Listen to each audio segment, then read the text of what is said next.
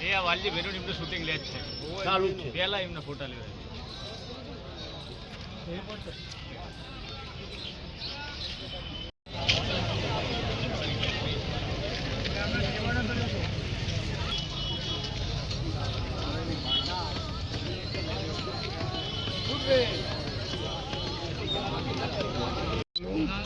ભારત માતા કી જય।